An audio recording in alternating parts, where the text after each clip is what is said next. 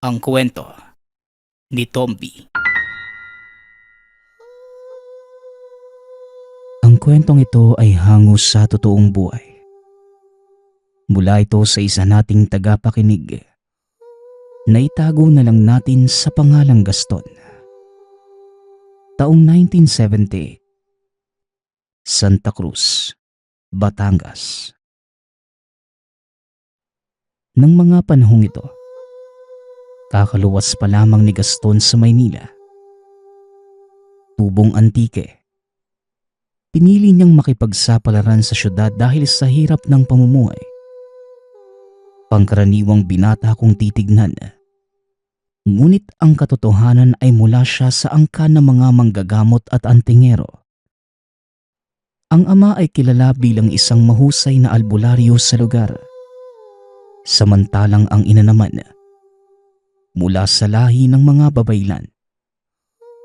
Ipinanganak ang binata na may likas na kakayanang magpagana ng mga dasal. At sa edad na 10 taon, sinimulang linangin ng kanyang ama ang kakayanang yon.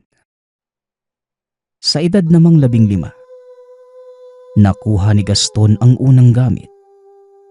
Ito ay isang uri ng medalyong gawa sa baong walang mata.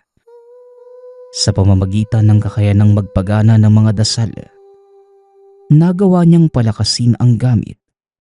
Naging kasangkapan niya ito upang ipagtanggol ang sarili. Sa kabila ng taglay na lakas, sadyang mahina ang loob ng binata. Yung tipong hindi ito makikipag-usap kung hindi mo uunahan. 20 taon na siya nang magpasyang lumuwas ng Maynila para kahit papano ay matulungan ang mga magulang. Pagkababa pa lamang sa barko, nagkaroon na ito ng hindi kaaya-ayang karanasan. Sinubukan siyang gulangan ng isa sa mga porter. "Hoy boss, ako nang magdadala ng mga gamit mo." Bungad ng porter sa kanya.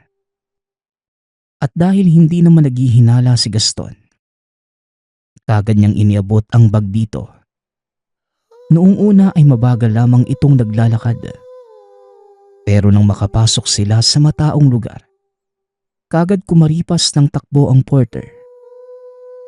Napailing na lamang si Gaston. Kagad niyang sinundan ang mandarambong hanggang sa naabutan niya itong papasok sa isang eskinita. Akmang papasok na sana ngunit pinigilan siya ng isang matanda. Ay nako iho, kung ako sa'yo, hindi na ako tutuloy sa eskinitang yan. Mapapahama ka lang. Banta ng matanda. Pero ngumiti lamang si Gaston at kagad tumuloy papasok. Nang marating ang dulo ng eskinita, nakita niya ang 6 na kalalakihang nag-aabang sa kanya. Isa sa mga ito ang porter na nagtakbo ng bag niya. "Uy kaibigan, ayoko sana ng gulo eh. Akin na yung bag ko." Wika ni Gaston. Ngunit pinagtawanan lamang siya ng mga kalalakihan. "Gusto mong makuha? Kunin mo kung kaya mo." Wika ng porter. Sabay sugod kay Gaston. Napailing na lamang ang binata. "Ay nako, ang kukulit niyo naman. Pasensyahan na lang tayo ha." Wika ni Gaston. Sabay salo ng suntok ng sumugod na lalaki. Nang mahawakan na niya ang kamay nito, kagad niya itong pinilipit. Napaluhod ang lalaki at napasigaw sa sakit. Isa-isa namang sumugod ang mga kasamahan ng porter. Pero pinagsisipa lamang sila ni Gaston. Nagsipagbagsakan ang mga ito sa semento habang kanya-kanyang hawak ng mga tiyan. "Ay nako, kung binigay niyo na lang sana yung gamit ko, hindi na tayo humantong sa ganito." Wika ni Gaston. Sabay dampot ng bag. Naglakad palabas ng eskinita. Muli siyang sinalubong ng matanda at sa pagkakataong yun, Nagpakilala ito sa pangalang Mang Elias. Utoy, alay, napaghihinuha kong ikay bago din sa Batangas ano. Siya nga pala, ang pangalan ko Elias. Ikaw ba? Meron ng matutuluyan din Pagpapakilala ng matanda. Kaagad namang tumugon si Gaston. Manong, wala pa nga po eh. Nagbabaka sakali lang akong makahanap ng trabaho dito sa Maynila. Tugon ng binata. Pero hindi na nito naituloy ang sasabihin dahil kagad tumawa ng napakalakas ang matanda.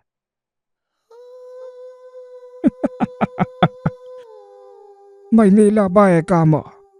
Abay Utoy, ikay naligaw. Batangas pa lang aring binabaan mo. Bakit ga ikay bumaba ng barko ng alanganin? Wika ng matanda habang patuloy pa rin sa pagtawa. Po, Batangas? Naku naman kapag minamalas ka nga naman. Tugon ni Gaston. Sabay hawak ng noo. Kagad naman siyang inakbayan ng matanda at muling nagsalita. Wag ka nang mag-alala Utoy. May bus na bumabiyahe papuntang Maynila. Hayaan mo't ihahatid kita doon. Wika ng matanda. Ngunit may malaking problema si Gaston. Wala siyang dalang ibang pera maliban lamang sa pangkain niyang 20 pesos. Salamat po Mang Elias ha. Pero wala po akong perang pampamasahe. Bebente na lang po itong pera ko. Tugon ng binata. Sabay pakita ng 4 na 5 pisong papel sa matanda. Ay naku naman. Pero teka, ano nga pala ang pangalan mo iho? Tanong ng matanda. Kaagad namang nagpakilala ang binata. Gaston po Manong. Tugon nito. Kaagad siyang inaya na matandang umuwi muna sa tahanan nito. Tamang-tama din ang dating ni Gaston dahil naghahanap pala ang matanda ng taong makakasama sa koprahan. Alam mo Gaston, wag ka na kayang lumuwas ng Maynila. Dumito ka na laang. Ako'y may maliit na koprahan doon sa aking yogan. Kailangan ko din na magbubuhat ng mga sako Wika ng matanda. Hindi na din naman tumanggi pa ang binata.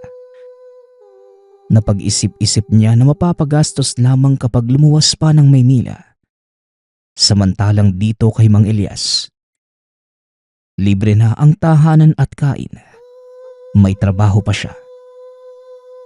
Kinabukasan kaagad ding sinama ng matanda si Gaston sa koprahan. Itinuro nito sa binata ang mga dapat gawin. Mula sa paglulukad ng mga niyog hanggang sa pagbibilad ng mga ito. Nagulat ang matanda dahil gamay na kagad ni Gaston ang trabaho. Maging ang pagsasalang nito sa apoy para matuyo bago tuluyang isako. Abaye, hindi ka naman pala mahirap turuan Utoy. Pag ganyan ang kilos mo, mapaparami ang maipagbibili natin sa bayan. Wika ni Mang Elias habang kumakain ng tanghalian. Natanong nito kung ano ang trabaho ng binata sa probinsya. Nagkwento naman si Gaston.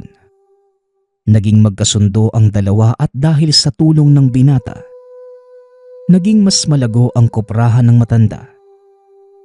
Ang tanging pinagtataka lamang nito, parang hindi napapagod ang binata sa buong araw na pagtatrabaho. Sa umaga ay naglulukad ito ng mga bunga ng niyog. Pagdating ng hapon hanggang gabi, nagsasalang naman ito ng mga nalukad na bunga sa apoy. Maging ang pagbubuhat ng mga isinakong kopra ay hindi inatrasan ni Gaston. Ipinapasan niya lang ang 2 sako nito mula sa mismong koprahan hanggang sa bayan. Aba Gaston, baka naman makuba ka naman yan sa ginagawa mo. Dahan-dahan lang sa pagbubuhat. Hindi naman tayo nagmamadali eh. Wika na matanda. Ngunit hindi nagpapigil ang binata. Dahilan niya kailangan nilang kumita ng pera para makabili ng kalabaw na maaari nilang magamit sa paghahakot. Sa paglipas ng panahon, hindi na naging iba ang turing ni Mang Elias kay Gaston. Dahil sa mag-isa na din sa buhay ang matanda, naging anak na ang turing nito sa binata. Ganon din si Gaston. Itinuring niyang pangalawang ama ang matanda. Ang buong akala ng dalawa, magtutuloy-tuloy na ang maayos nilang buhay. Ngunit sa hindi inaasahang pagkakataon, nagkaroon ng isang hindi pangkaraniwang engkwentro si Gaston. Kakatapos pa lamang magakot ng mga naisakong kopra. Habang nagpapahinga, isang lalaki ang dumaan sa harapan niya. Saktong nakapatong sa lupa ang iniinom na soft drinks. Sinipa ito ng lalaking dumadaan. "Uy, alisin mo nga sa daraanan ko yung basurang yan. Parang harang eh." Wika ng lalaki. At dahil nainsulto si Gaston, tumayo ang binata at kagad nagsalita. "Uy, hindi basura ang sinipa mo ah. Inumin ko yun eh." Wika ni Gaston. Nilingon siya ng lalaki. Walang sabi-sabing kwinelyuhan. "Teka, anong sinasabi mo? Bago ka dito ano? Hindi mo ba ako nakikilala? Ha?" Muling wika ng lalaki. Hinawakan ni Gaston ang kamay nito. Kagad naman yung binitawan ang binata. Napakalakas kasi ng pagkakapiga nito sa braso niya. "Hindi kita kilala. Hindi mo rin naman ako kilala. Kaya kung ako sa'yo, bitawan mo ang damit ko." Banta ni Gaston. Kagad namang napaatras ang lalaki at muling nagsalita. "Aba, walang hiya ka. Tandaan mo ang araw na ito. Gagawin kong miserable ang pagtira mo dito sa bayang to." Wika ng lalaki sa bayales. Sakto namang dumating si Mang Elias. Nakita pala nito ang mga nangyari. Hoy Gaston, ayos ka lang ba? Sinaktan ka ba ng taong yon? Tanong ng matanda.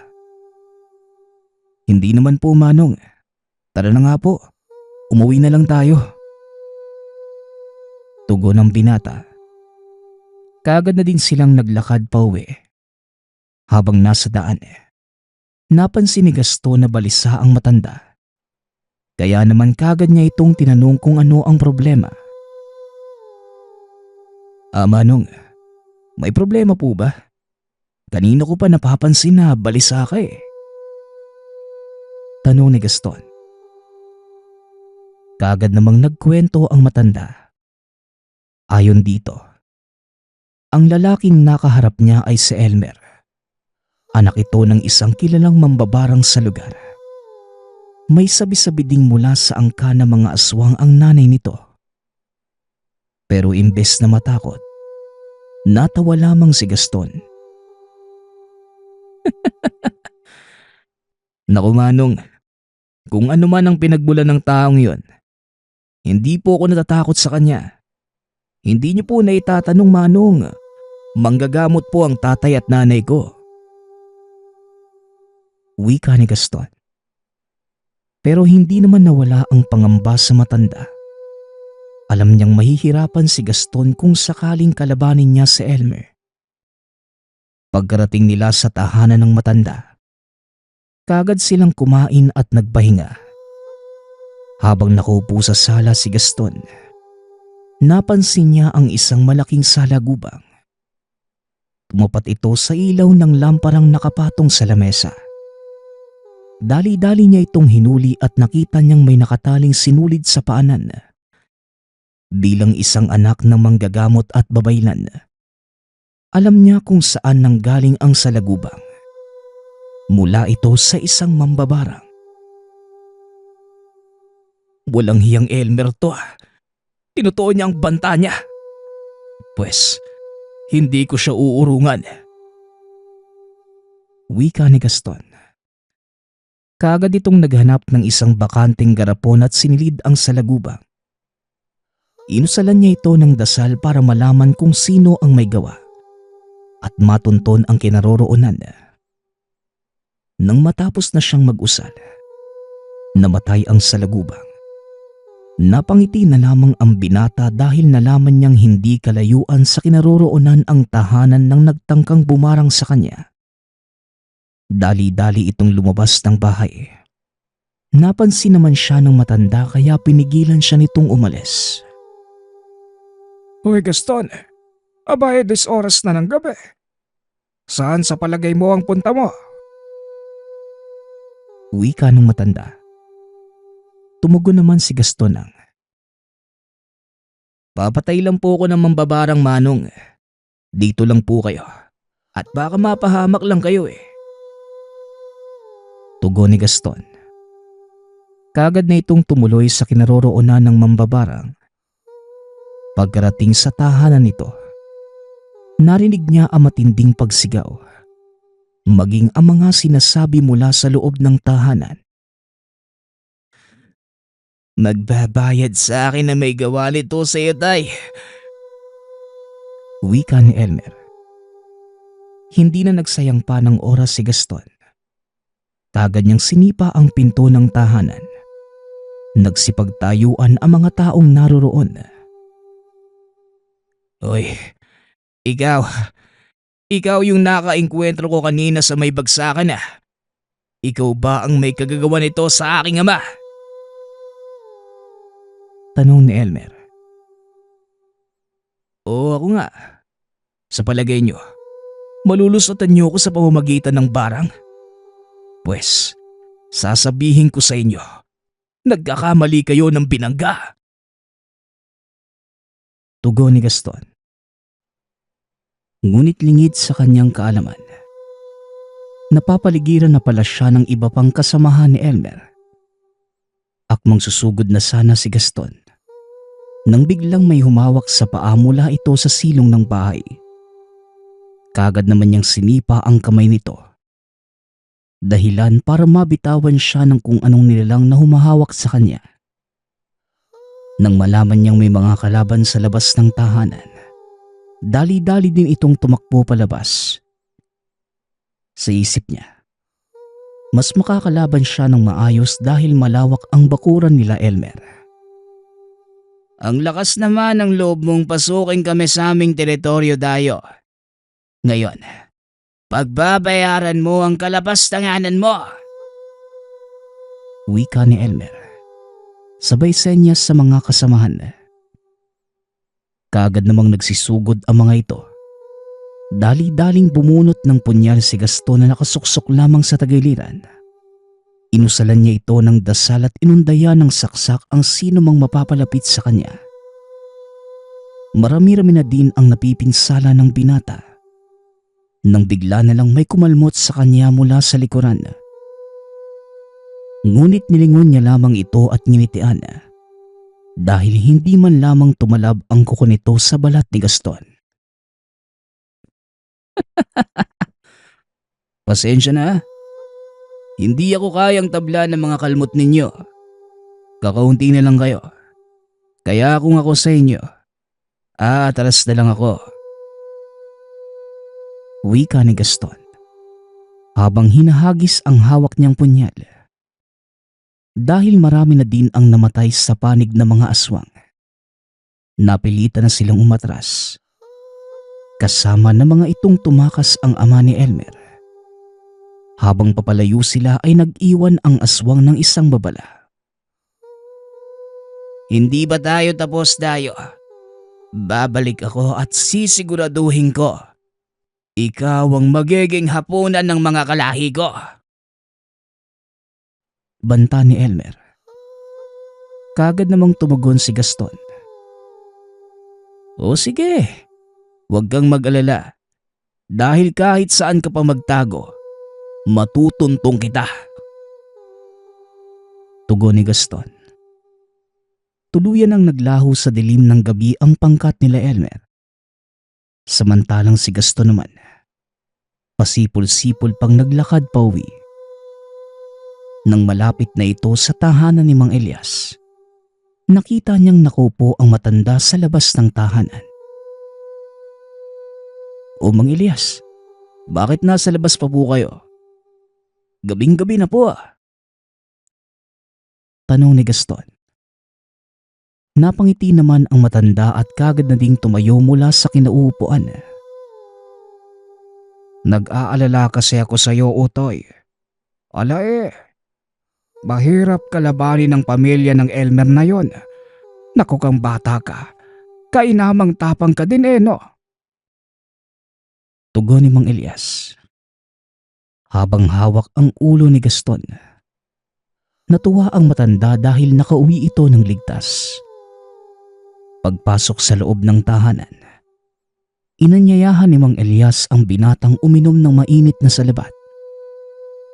Habang nakaupo ang dalawa sa sala, napakwento ang matanda tungkol sa nakaraan. Ayon sa kanya, hindi naman siya matandang binata. May asawa at anak ito. Ngunit sa kasamaang palad, nasawi ang mga ito dahil sa kagagawan mismo ng pamilya ni Elmer. Ipinagbubuntis ng asawa ko ang aming panganay ng mga panahong yon. Sa kalagitnaan ng gabi, dinalaw kami ng walang hiyang ama ni Elmer.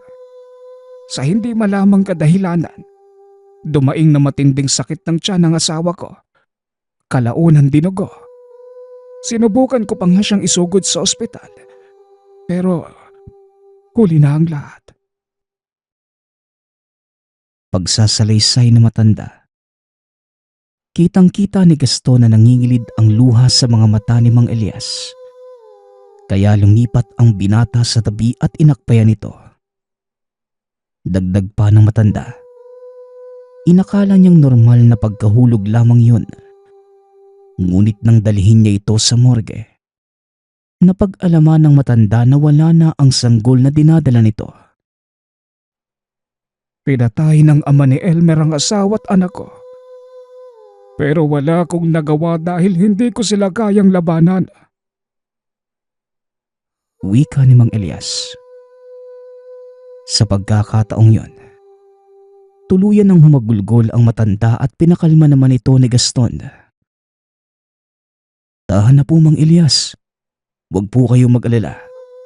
Ngayong nandito na ako, bibigyan natin ng hustisya ang pagkamatay ng mag-ina mo.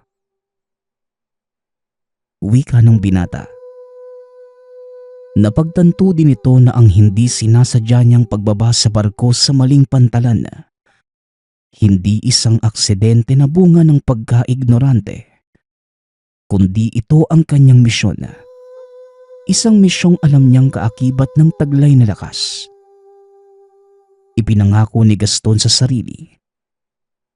Tutugisin niya ang pamilya ni Elmer at pagbabayarin sa ginawa nila sa matanda. Kinabukasan, kagad na nagpaalam si Gaston kay Mang Elias na magpupunta sa koprahan para magtrabaho. Ngunit papalabas pa lamang siya ng bakuran ng matanda. Kagad na niyang nasipat ang figura ng isang lalaking nakatayo sa daan. Medyo madilim pa na mga sandaling yun dahil hindi pa gaanong sumisikat ang araw. Nang makilala niya kung sino ang lalaki, kagad niyang sinabihan si Mang Elias na wag lalabas ng tahanan. Matapos yun, dali-dali itong tumakbo para puntahan ang lalaki. Kagad din itong nakalayo nang makita niyang papasugod na si Gaston sa kanya. Alam ng binata na siya ang pakay ng lalaking yun. Nangangamba ito dahil nakita ng lalaking kasama niya si Mang Elias. Kaya kagad sinabihan ni Gaston ang matandang umalis muna sa tahanan at sa koprahan mamalagi. Mas ligtas doon dahil medyo liblib ang lugar. walang ibang nakakapunta doon kundi siya at si Mang Elias lamang. Ngunit habang nagmamadali silang umalis sa tahanan ng matanda, nakasalubong nila ang pangkat ni Elmer. Wala nang pagpipilian si Gaston kundi ang labanan ang mga ito para iligtas ang buhay ni Mang Elias. Manong, huwag po kayong aalis sa likod ko ha. Ipagtatanggol ko po kayo, ano man ang mangyari. Wika ng binata. Kaagad nitong binunot ang punyal. Inantay na sumugod ang mga nilalang na nooy nakapalibot na sa kanila. Ngunit sa halip na sumugod, nagsipag-atrasan ang mga ito.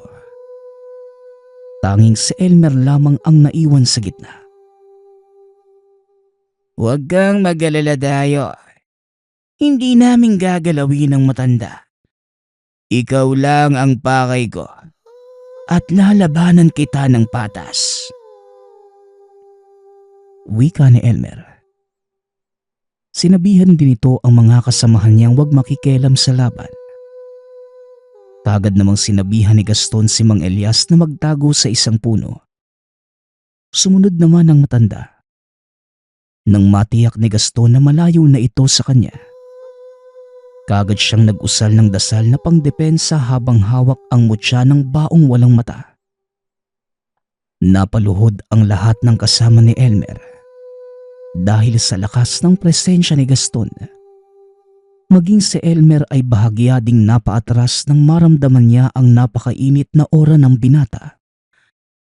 Laking gulat ni Elmer dahil bigla na lang nawala sa paningin niya si Gaston. At nang maramdaman niya ulit ang presensya nito, nakatayo na ito sa kanyang likuran. Isang malakas na suntok ang natanggap niya mula sa binata.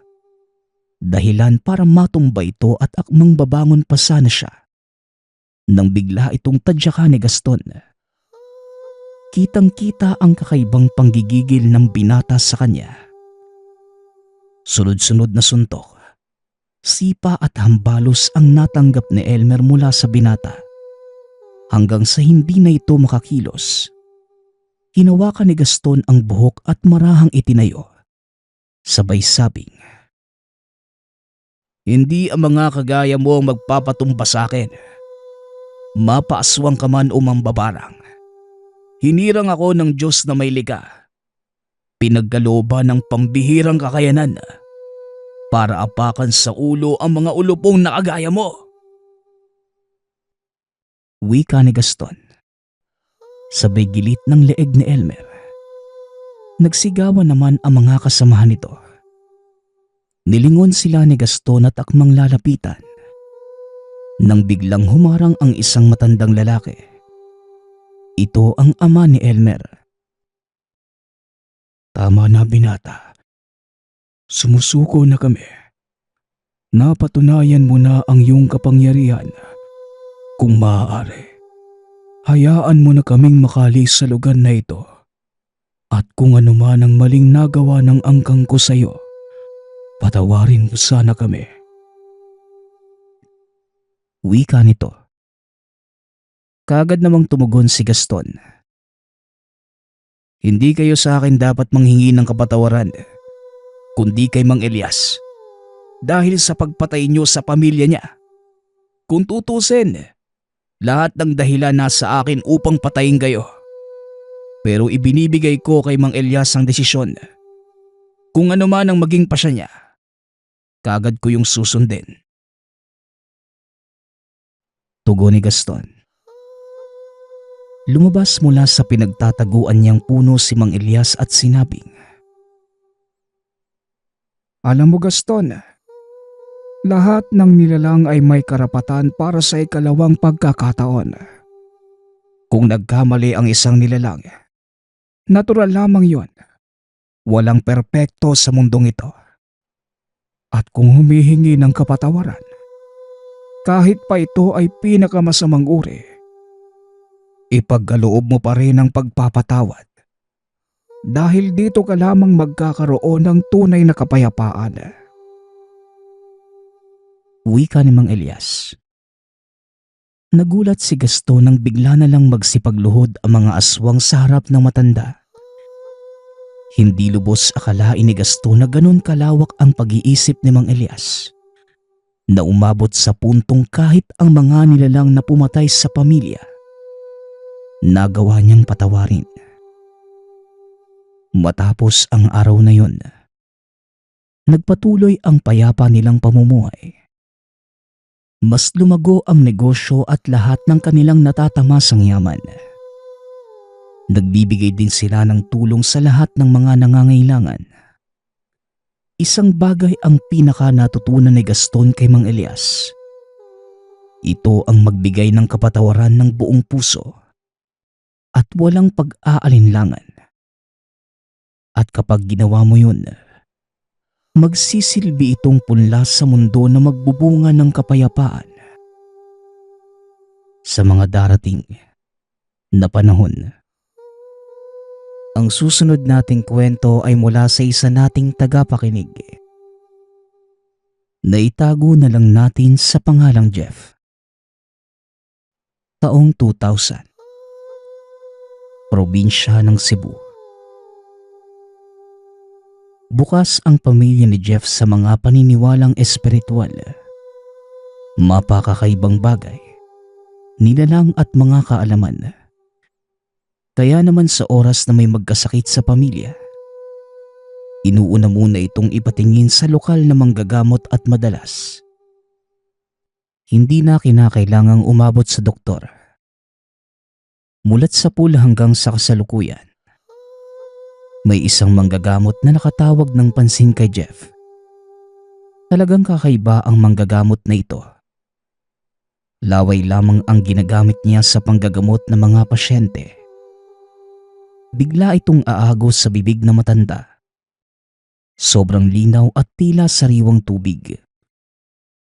Ang manggagamot na nabanggit ay tawagin na lang natin sa pangalang Almitang. Malapit nang umabot sa 100 taong gulang. Ngunit nakakapagtakang baliksipang kumilos ang matanda. Nasa bandang bukid lamang ng Cebu nakatira. Hindi kalayuan sa kanilang tahanan. Isang araw, bigla na lamang sumakit ang dibdib ng asawa ni Jeff na tawagin na lang natin sa pangalang MM. Wika ng asawa. Bigla na lamang namanhid ang dibdib at tila tinutusok ng karayom. Ang masaklap, hindi sa labas, kundi sa loob mismo ng katawan. Hinala noon ni Jeff. Meron itong sakit sa puso. Kinakabahan siya noon dahil sa nangyari kay MM. Madami nang naiisip na negatibong pangyayari. Masasabing sa oras na magkaroon ka ng sakit sa puso, ibig sabihin lang, nasa panganib na ang iyong buhay. Napili noon ni Jeff na ipatingin muna sa albularyo ang asawa, hanggang sa sinabihan siya ng tiyahin. Pati na rin ng mga pinsan na doon kay Almitang ipatingin si MM. Nagtataka noon si Jeff dahil wala naman siyang kilala na albularyo na nagngangalang Almitang. Kaya napatanong ito kung sino yon at ano ang ginagawa. Karaniwan na kay Jeff ang mga pamamaraan ng manggagamot. Ayon sa tiyahin, magaling itong manggagamot at talagang mapagkakatiwalaan. Nag-aatubili pa noon si Jeff dahil may nakasanayan na itong manggagamot. Ngunit nakikita niya ang kuryosidad ng kaanak kaya naman sinunod niya ang payo ng mga ito. Sakay ng motorsiklo. Maaga pa lamang ay dumating na sila sa bahay ni Almitang. Yun lamang ang oras na wala pa masyadong ginagawa ang matanda. Maraming dumadayo sa lugar. Natatagalan ang proseso sa bawat isa. Maswerte namang sila ang nauna noon. Kaagad nilang binati ang matanda at sinabing ipapagamot si MM. Nakabungad ang matanda sa bintana ng tahanan. Nakatitig ito sa asawa ni Jeff. Hindi pa kumikibo si Almita. hanggang sa tumango na ito na ibig sabihin ay pumasok na sila ng bahay. Karaniwan lang ang tahanan ng matanda. Isang palapag.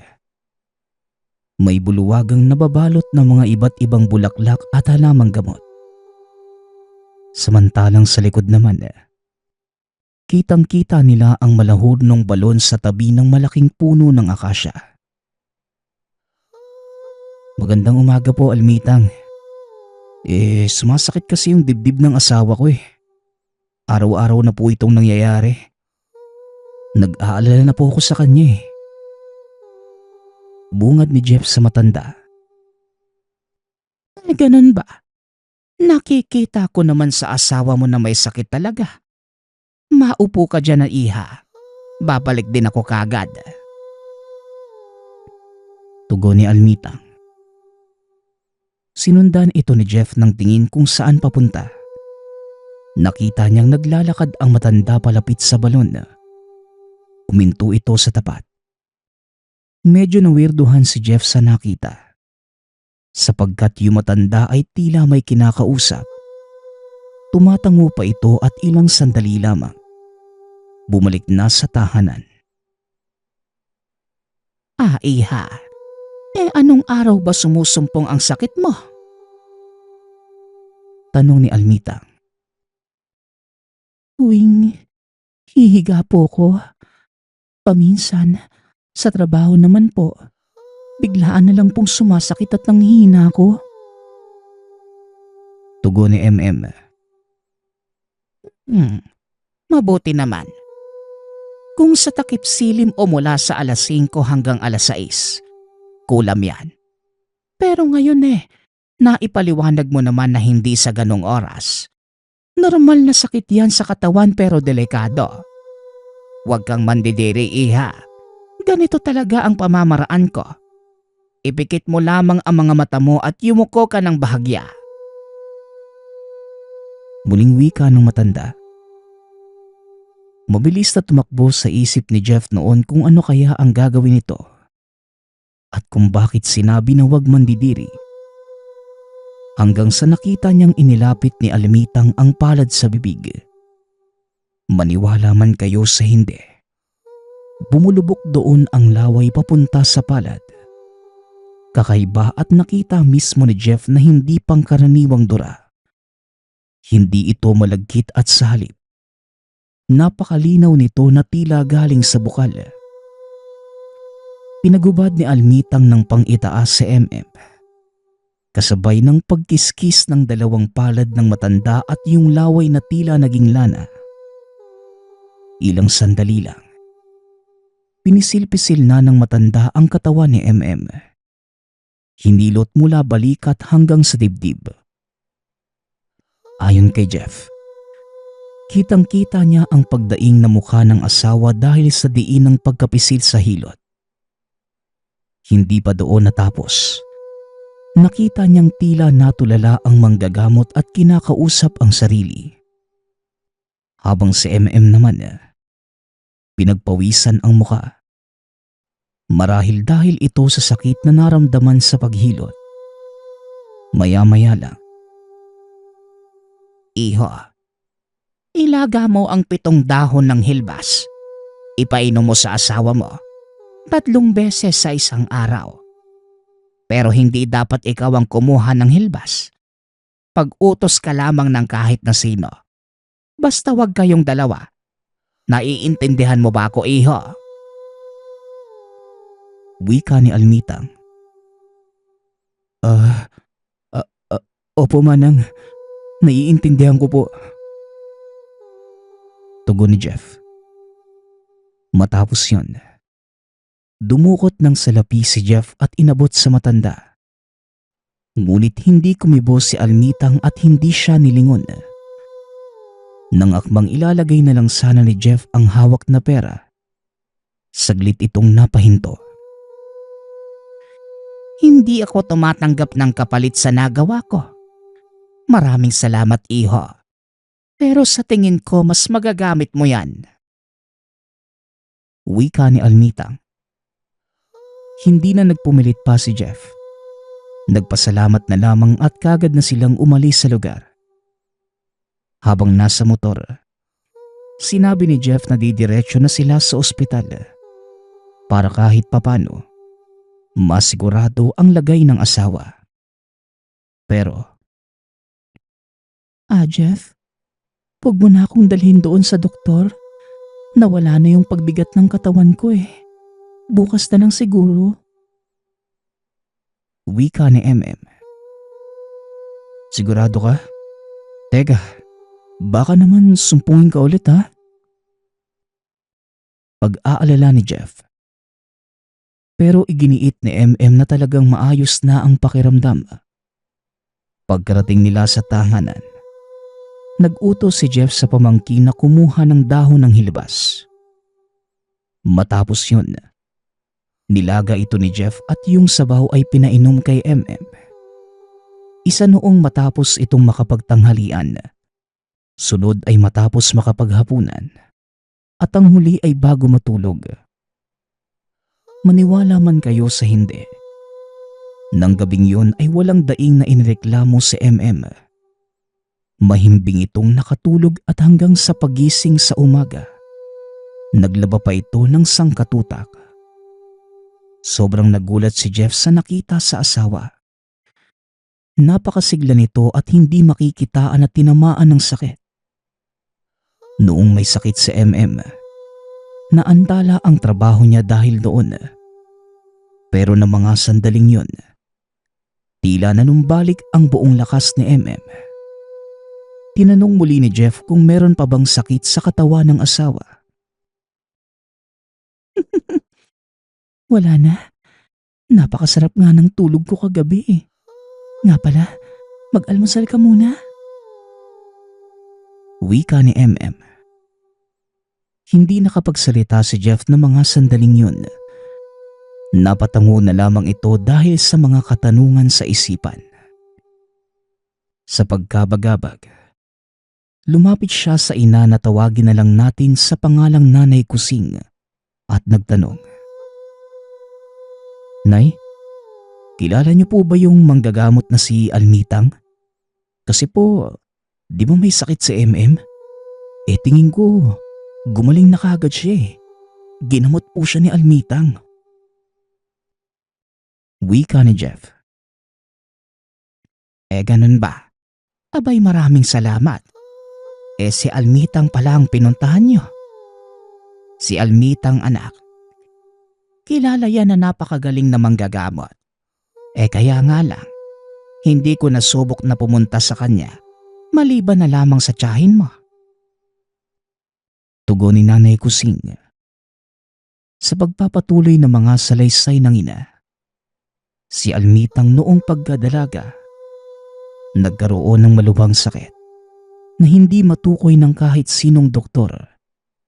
Sinasabi lang ng mga ito, basta komplikasyon sa dugo at iba pang ugat sa katawan na, pero walang detalye kung ano bang klaseng sakit. Butot balat na ito ng mga panahong yun. Nakasalampak ang katawan sa banig na tila nag-aantay na lamang ng kamatayan. Tumagal pa yun ng 3 taon.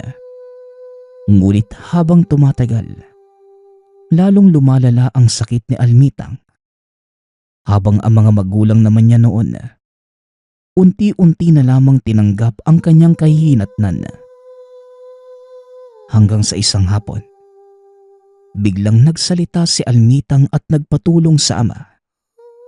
Tatayo ito dahil may kailangan siyang gawin. Laking pagtataka naman noon ng mga magulang. Dahil yun ang unang beses nilang narinig ang anak na nakapagsalita ng maayos. Madalas, ungol lang, huni o kaya na may hikbi tuwing umiiyak. Dali-dali namang inalalayan ng ama si Almitang. Pagkaupo ng maayos, pinasandal ito sa dingding.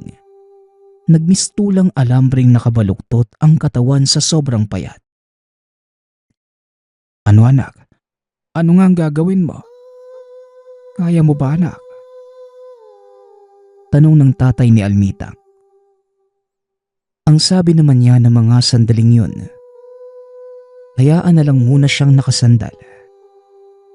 Ng mga oras na yon, napaiyak na lamang bigla ang nanay niya sa hindi malamang dahilan. Pumasok sa isip nito na yun na ang huling habilin ni Almita. Kadalasan sa mga malapit ng mamatay, sinasabi nila kung anong bagay ang gusto nilang gawin. Hindi na matiis ng mga kapatid ni Almitang na matitigan siya. Hindi naman noon gumagalaw si Almitang. Kaya naman, nilagyan nila ng unan ang bawat gilid upang mabalanse ito at hindi matumba. Hanggang sa ginabi na lamang ang mga kaanak, ganun pa rin ang posisyon ni Almitang. Matapos masubuan ng lugaw, binahiga na ito ng ina. Ngunit umiling si Almitang at sinabing mas gusto niyang nakaupo para kahit papano maranasan niyang muli yun dahil ilang taon na din siyang nakahiga. Napaiyak ang ina ni Almitang at niyakap na mahigpit. Hanggang sa lumalim ng lumalim ang gabi, nakabantay lang ang ina ni Almitang hanggang sa nakatulog na lamang. Pero ang tatay ni Almitang, naroon sa maliit na beranda. Doon ito natutulog para bantayan ang mga alagang manok. Hanggang sa bigla na lamang nagising ang tatay ni Almitang. Nagulat at sobrang nagtaka nang tumayo si Almitang ng diretso. Tila walang sakit. Naglakad ito palabas ng bahay at dumaan pa sa harapan ng ama. Ayon sa tatay ni Almitang, nakatitig lang ito sa kanya at nakangiti. Hanggang sa tuluyan ng makalabas ng tahanan at dumiretso papunta sa balon. Buong akala pa noon ng ama ni Almitang, tatalon siya sa balon. Kaya mabilis itong tumakbo para pigilan ang anak.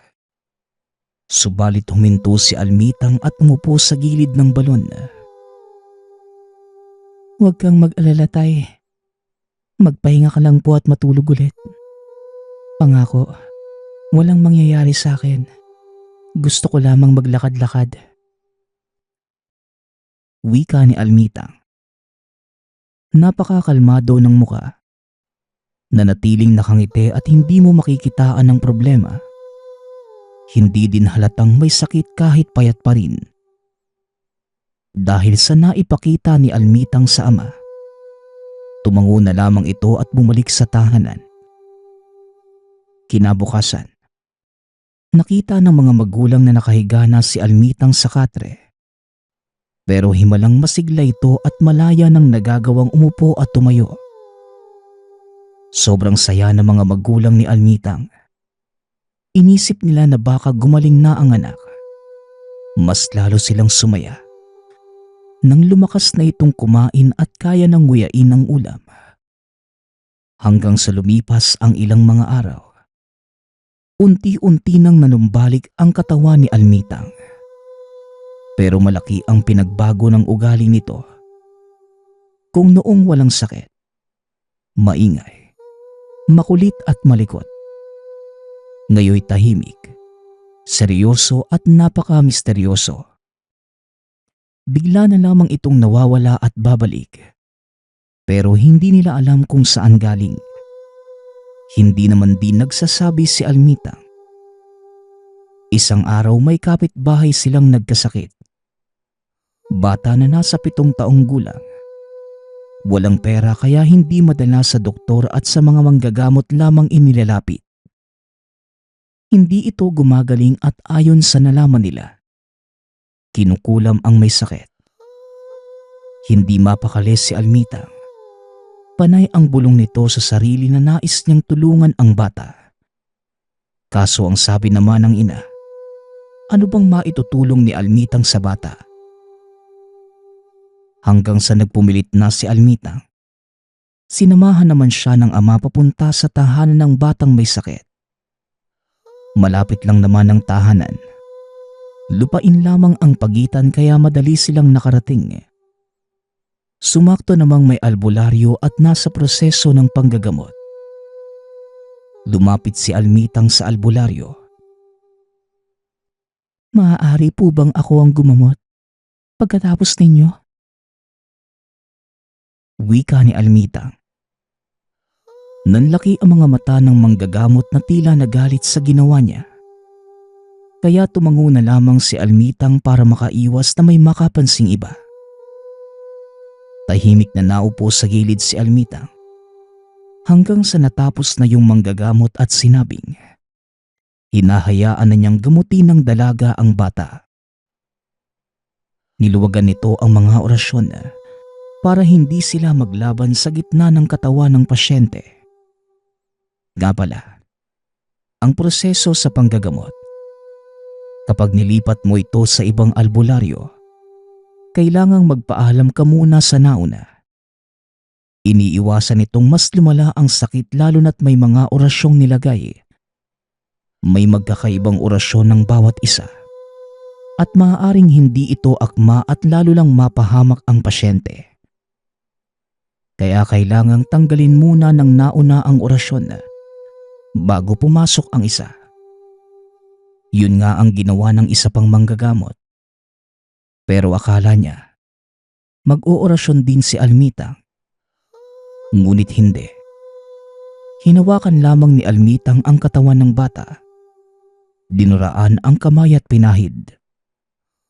Umiyak pa ang bata dahil sa sakit. Subalit patuloy lamang sa ginagawa si Almitang. Matapos yun, nagpaalam na si Almitang na umuwi. Hindi man lamang sinabi kung gagaling na ba ang pasyente. Nagtataka ang lahat ng mga nakakita. Iniisip nilang baka napag-iwanan na ng tamang pag-iisip si Almitang. Nagalit pa ang mga magulang ng bata at sinabing, bakit hinayaan ang manggagamot na gawin yun ni Almitang? Hindi nagsalita ang manggagamot. Sa halip hinawakan nito ang bata. Maniwala man kayo sa hindi. Gulat na gulat ang manggagamot. Kalmado na ang daloy ng dugo ng bata. Normal na ito matapos niyang hawakan ang pulso. Nawala na din yung kakaibang presensya sa pasyente. Sa pagkakaalam ng manggagamot na yun, kinukulam ang bata. Pero naalis na ito. Ilang sandali lang bumangon ang bata at nanghingi ng tubig. Napailing na lamang ang manggagamot. Magaling na siya. Nawala na ang kulam at lumakas na muli ang katawan. Nakakamangha. Sa pamamagitan lamang ng laway, kaagad niyang napagaling ang bata. Ano kayang meron sa kanya? Wika ng manggagamot. Dahil sa pangyayaring yun, naisipan ng manggagamot na bisitahin si Almitang. Kilala niya ang dalaga at sa katunayan, isa ito sa mga manggagamot na tumingin kay Almitang. Pero ngayon, hinala niya ay may tahas si Almitang kaya gumaling ito at nabuhay. Nang araw ding yun, kinausap ng manggagamot si Almitang. Gusto niyang alamin ang ginawa ng dalaga upang kahit papano magkaroon siya ng ideya sa pamamaraang yun. Hindi nagsasalita si Almitang. Tila nagdadalawang isip at may tinatago. Hanggang sa nakumbinsi ng manggagamot ang dalaga at dito niya sinalaysay ang lahat. Ayon kay Almitang, noong nagkasakit siya, panay ang dasal niya na bigyan pa ito ng mahabang buhay. Taimtim siyang nagdadasal at sinabing, basta pagalingin lamang siya lahat ay gagawin. Hanggang sa isang gabi, na naginip si Almitang, nagpakita sa kanya ang Birheng Maria. Sinabing nadinig nito ang paulit-ulit na panalangin ni Almitang. Gusto niyang tulungan ang dalaga pero may mga kondisyon. Ang pinagpalang babae, mananatiling babae, walang inaasahang kabiyak, walang sasamahang lalaki, at mananatiling birhen. Sumasalamin ito bilang tagapaghalili ng isang banal na babae. Bukas, pumunta ka sa balon. Doon mo ko makikita at doon mo palagi akong masisilayan. Wika ng berhen sa panaginip ni Almitang.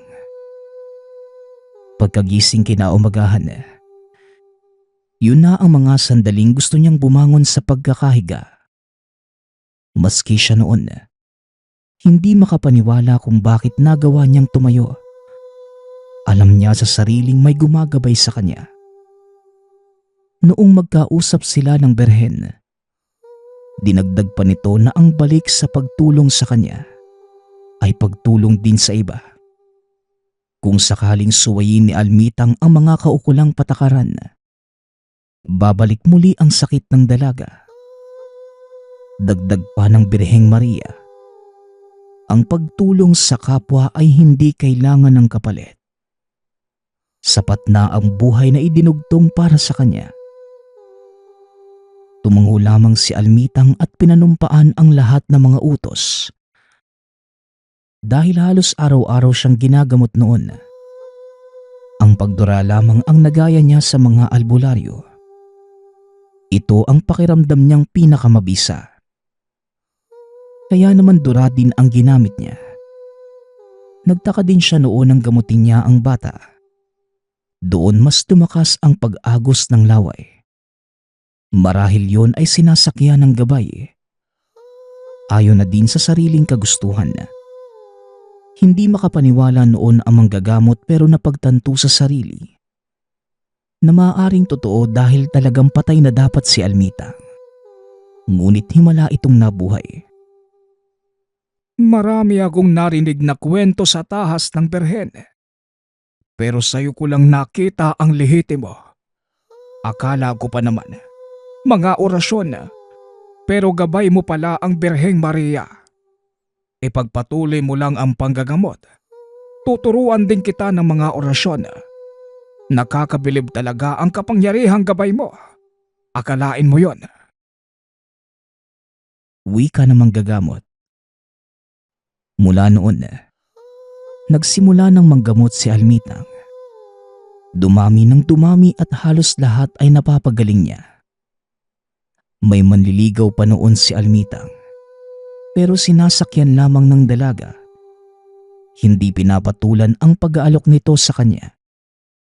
Hanggang sa tuluyang tumanda at nanatiling imahe siya ng birhen.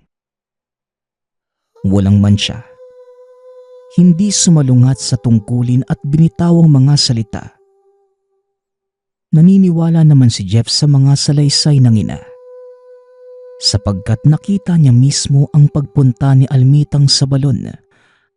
Sigurado ito sa sariling kinakausap nito ang gabay para pagalingin si MM. Sa ating mga tagapakinig, iba talaga ang mga taong tumutulong ng walang hinihintay na kapalit. Hindi man sila mayaman sa salapi, ngunit patuloy pa rin ang biyayang dumadating sa kanilang buhay. Hanggang sa kasalukuyan, malakas pa rin si Almitang at patuloy na nanggagamot sa pamamagitan ng laway. Nagpapasalamat nga pala ako sa nagpadala ng ating kwento. Naway nagustuhan niyo ang inyong napakinggan. Nagpapasalamat din ako sa lahat ng patuloy na nakikinig at sumusuporta sa ating channel. Naway patuloy niyong suportahan at pakinggan ang ating mga kwento. Hanggang sa muling pakikinig. Paalam.